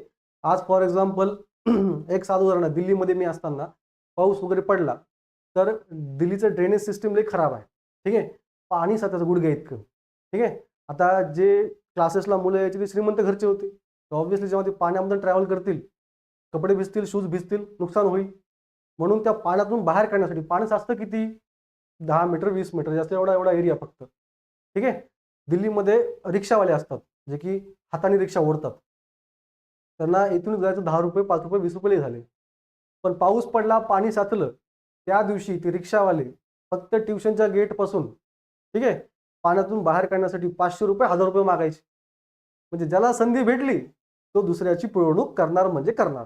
तो किती गरीब असू द्या, श्रीमंत असू द्या, संधी भेटली तो पिळवणूक करणार. मग या ठिकाणी ब्राह्मणांना ऑलरेडी संधी भेटलेली आहे, कारण का यज्ञ करायचं नॉलेज त्यांना आहे, क्लॅरिटी आहे. त्याच्यामुळे त्यांनी काय केलं, आधी यज्ञ कोणी करू शकते, तुम्ही वर्ण चेंज करा, तुम्ही ज्ञान घ्या, तुम्ही आता ब्राह्मण म्हणले. त्यांनी काय केलं, ही जी बदलाबदली व्हायली पूर्ववैदिक काळामध्ये ती बंद केली. व्यवसायावरती आधारित नाही, आता जन्मावरती आधारित आहे. म्हणजे ज्या वर्णात तुम्ही जन्म घेतला त्या वर्णात तुम्ही मरणार. म्हणजे तुम्हाला ब्राह्मण काम करायचं तर ब्राह्मण म्हणून जन्माला आलं पाहिजे. त्यांनी हा नियम लादला. म्हणजे ती पावर त्यांनी आपल्यापुरतीच मर्यादित ठेवली, लिमिट केली.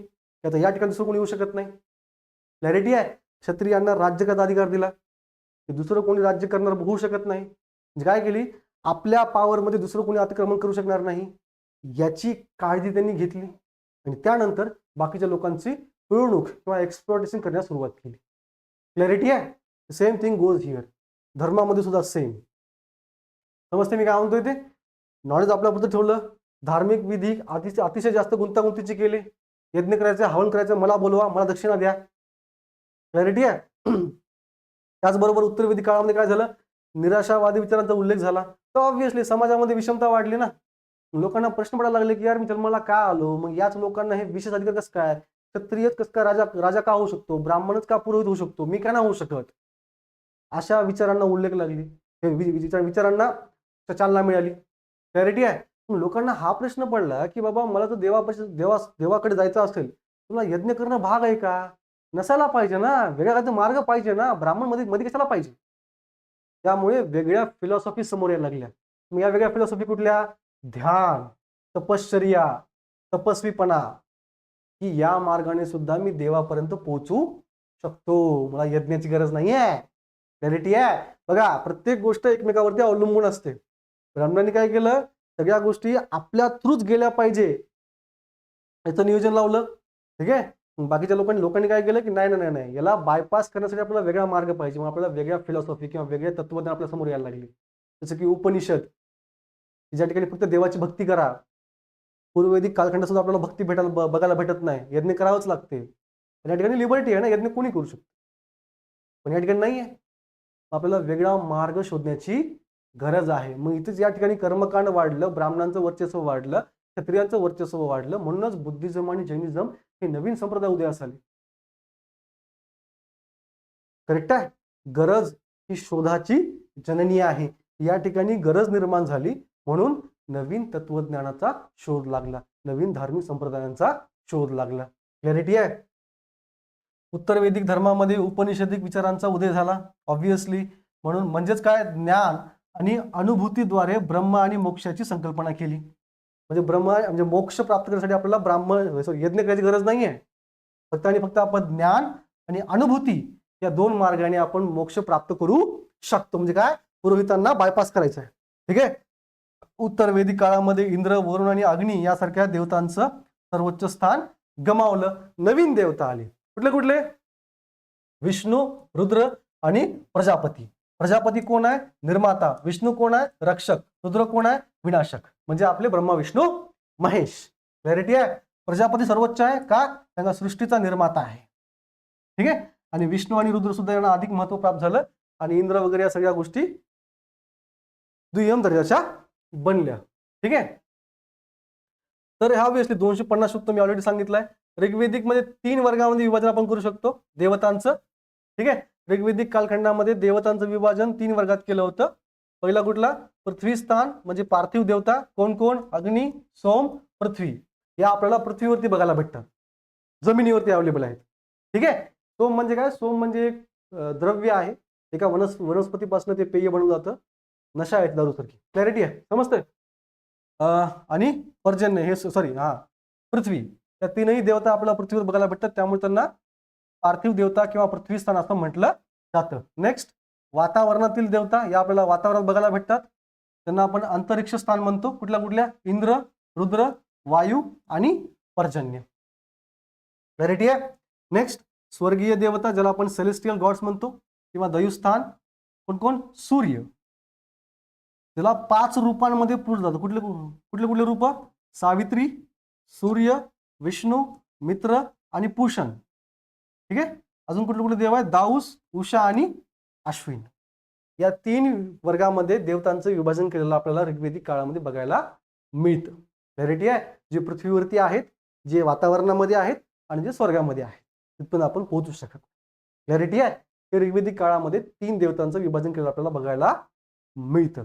उत्तर वैदिक कालखंडामध्ये या देवतांनी आपलं वर्चस्व गमावलं आणि नवीन देवता उदयास आल्या, दॅट इज विष्णू, रुद्र आणि प्रजापती. तर हा धर्मामध्ये चेंज झालेला आपल्याला बघायला मिळतो.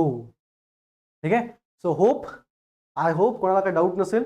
ज्या कोणाला काही डाऊट असेल त्यांनी कमेंट बॉक्समध्ये डाऊट क्वेश्चन विचारा, आपण ते सॉल्व्ह करायचा प्रयत्न करू. ठीक आहे. नेक्स्ट लेक्चरमध्ये आपण महाजनपदे किंवा बौद्ध आणि जैन संप्रदाय कव्हर करणार आहोत. ठीक आहे. आय होप याच्यात काही डाऊट नाही आहे. ही पीपीटी जर पाहिजे असेल तर आमच्या टेलिग्राम चॅनलवरती अवेलेबल आहे.